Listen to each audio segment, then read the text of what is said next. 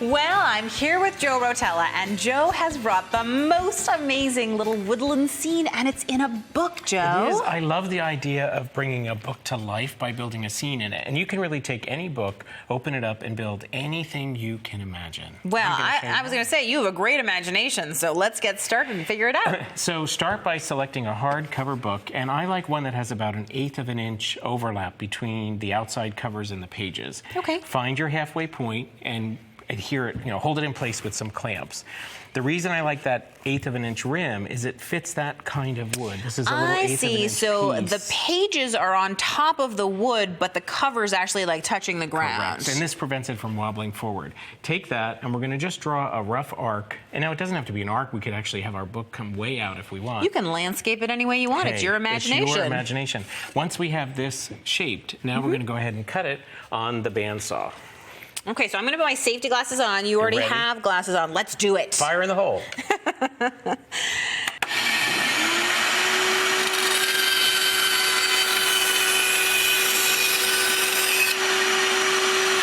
So you're just basically following the lines that you already drew with the pencil. Correct.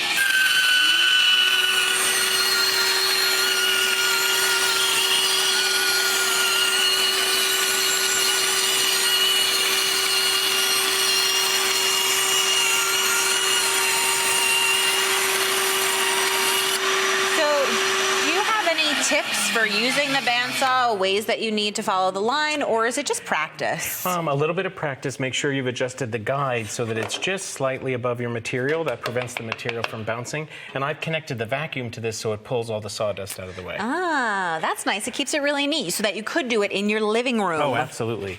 So now this is kind of a little tip that I discovered in practicing these. Put a piece of paper here first, lay your book on top, and draw the curve that you have for the inside of the pages. And you'll see why in a little bit.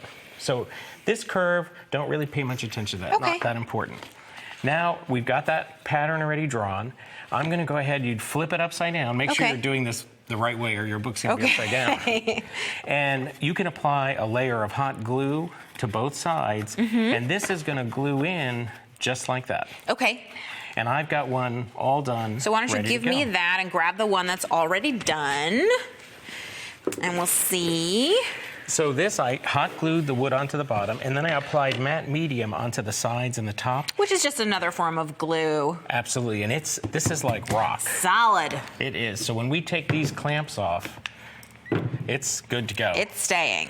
Now, remember that pattern that we traced with the paper? Yes. I've cut it out, and you can see how it's going to fit exactly in that space. But it's not the same as the wood. Well, it's going to have an overhang. We're going to worry about that later. Oh, we so just it doesn't want it need to fit. be. Don't worry about that part. Okay. Now we're going to come over here to the hot wire cutter. I've traced this on here. So you're using styrofoam. And we're going to see how easy this cuts. Now that blade, the wire is up to temperature. I was going to say, I don't hear any noise because it's not like a saw, it's a hot wire, and that's what's cutting through the styrofoam so smoothly. And look at that. It is so much fun. Now, I see that there is a little bit of smoke coming off of it. Do you need to worry about anything? Are there any safety precautions? A ventilated space would help. And it looks like you're sawing, except you're just using a hot wire. It's kind of amazing. And don't worry about this outside part at all. Okay, so you're not being careful or really trying to follow that marker line? Rough cutting it. Okay. Turn that off, and in just a few seconds we can touch that. It's cool. Wow. So now you might have to go back and forth to trim a little bit. Okay. But it fits that space pretty well. Cool. So we're going to adhere it into place. Now, is this how you're permanently adhering it? So do you want to use a lot of tape, or can you just use a little piece like you're doing? I would use a bit more if it were permanent. Okay. But since we may make some adjustments, I'm going to push that into place. As a starting point. Now, see that, how it overhangs? I do. You're going to hold that. Okay, I can do that. That seems at my level. I'm going to switch to a hot wire cutter that's handheld. Oh, so it's the same thing as that, and let me move it a little closer to you, so it's probably a little easier. We could actually bend the wire to get different shapes. People carve. It's great for Halloween, tombstones. Oh, wow. But watch, when I go down, I hit the wood. I have to turn it up. Now that wire's hot. I can follow the contour of that wood. Because the hot wire isn't going to cut the wood. And look how perfect that edge matches up. It is. So it's like you can feel the edge and basically use it as a guide to get what a beautiful smooth curve you have there. And in fact, if I had to mass produce a whole bunch of foam pieces, I would cut wood as a template and then just go over and over they'd be the same every single time. That's really clever. Now we're ready to decorate. Ooh, are we starting with the grass? Some houses. Wait, you need a house. Okay. So a house is a breeze, right? We're going to go back over to here. Well, a house is a breeze for you. We'll see if a house is a breeze for me. So I want one, let's see, this high. Okay. So there's a bottom. Yeah. But a house should have a pointy roof. Okay. Now, I'm not worried about making it exactly symmetrical, because these are little gnome houses. Well, that's the whole point, right, of creating your own fantasy world, is it can be absolutely anything that you want. Okay, there's a house. So cute. How about that? And we can make thick ones, we could make tall ones, you could make a clock tower. I was going to say, that is a huge piece of styrofoam. That's a big piece of foam. The easy thing for a roof, just take a piece of paper, cut your strip, fold it. Corrugated paper is such a clever idea because it looks just like a corrugated roof. So I have one done right here. I love it. So now we've got however many houses that are going to live in your village. These are foam is actually very easy to paint. You just go ahead and apply it with a dry brush, and now you've got a shiny silver house. And in ours, we actually drew the stones with markers. Super cool. So if we were ready to build our scene, we can put a piece of moss in there on the bottom. Super cute. I have one to put here along the front. So that definitely adds a real finished touch.